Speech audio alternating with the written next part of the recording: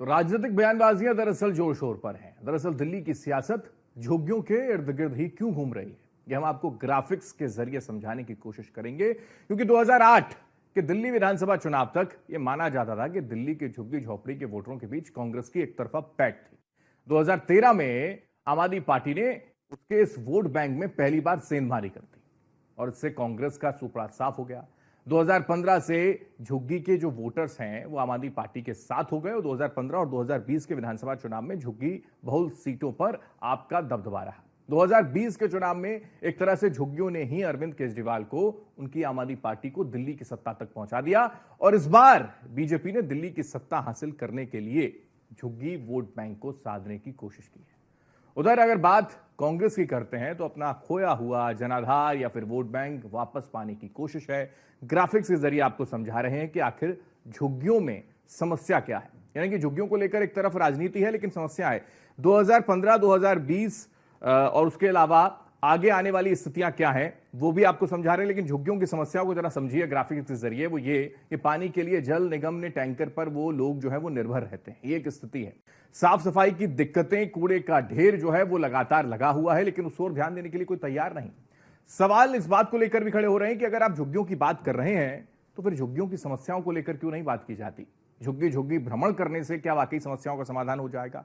Social security की जो कमी है उसको दूर कौन करेगा? कच्चे घरों में बुलडोजर चलने का जो खौफ पैदा किया जा रहा है आम आदमी पार्टी की ओर से कि बीजेपी की अगर सरकार बन गई तो फिर बुलडोजर चल जाएगा, क्योंकि ऐसा उत्तर प्रदेश में होकर यह भी एक सोशल मीडिया के माध्यम से की गई। लेकिन वोटर्स की अगर बात करें तो 66% आम आदमी पार्टी 2015 में उनको वोट प्रतिशत मिलता है और 61% 2020 में, और बदलाव जो हो गया वो 5% आम आदमी पार्टी का घट गया। यानी कि वोटर्स जो हैं वो थोड़ा सा आम आदमी पार्टी से घटे। यही वजह है कि सीट भी थोड़ी सी घटी थी 2015 से 2020 के कंपैरिजन में।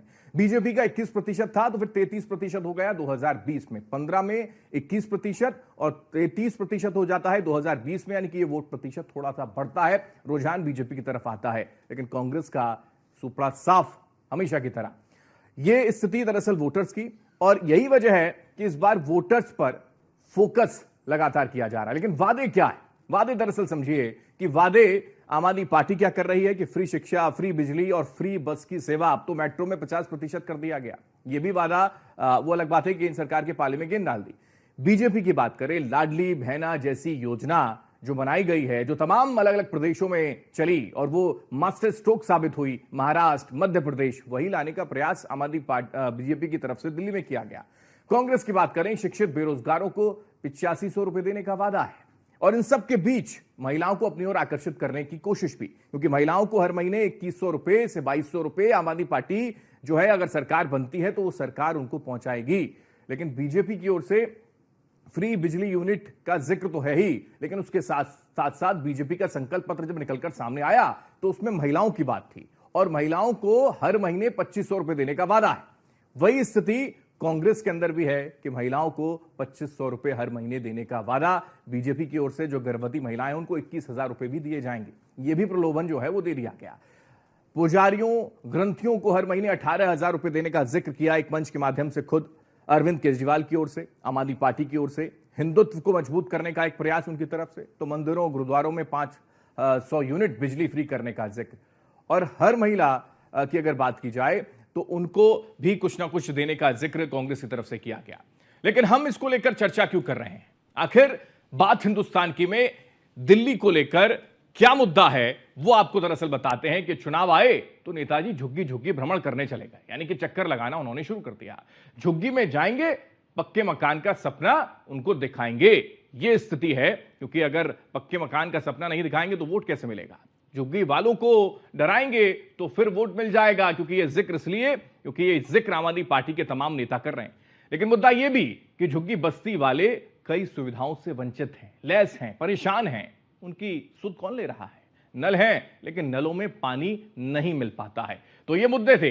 लेकिन अब बात सवाल की, बात हिंदुस्तान में सवाल ये कि क्या पक्के मकान का स्थितियां क्या है? क्या तेरा वादा रहा? यह समझ से परे हो जाता है। पक्के मकान का जो वादा किया था क्या वो पूरा हो गया? कि पीएम आवास योजना का जिक्र होता है लेकिन है कहां?